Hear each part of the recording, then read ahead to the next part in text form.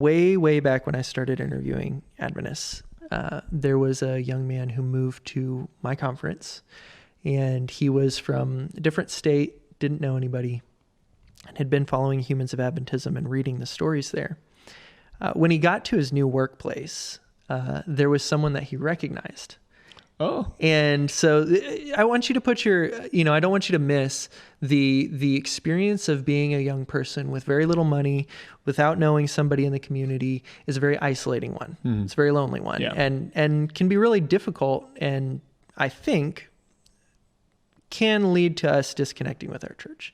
If once you leave the community you've grown up with, that established bond that maybe your parents helped facilitate, without that sense of community, it can actually be really hard to create one.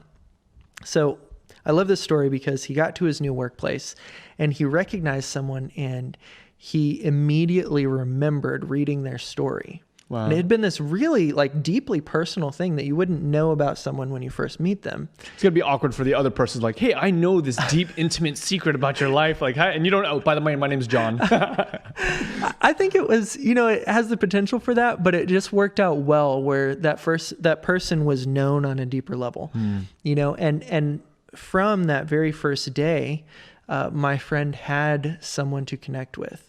His real life was changed because of something he read online.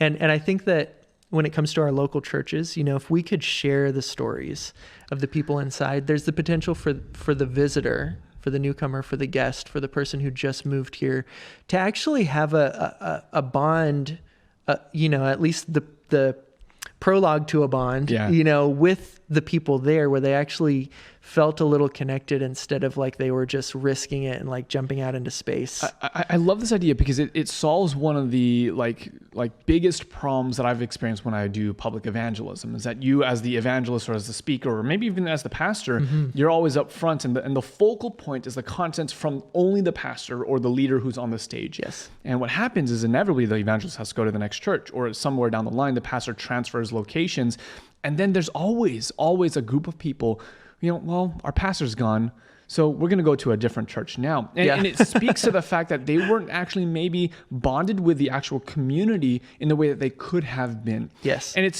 this shift away from saying, hey, church is all about the one speaker up on the stage, but we are the church. Yep. You are the church, I'm the church, and you, if you're walking in the door for the first time, you're the church as well. And so you matter, your story matters as well. And so there's this way that, we say in evangelism, hey, if people have, 7 friends in a community, they're sticking around. They're not going to go anywhere because there's relational depth here.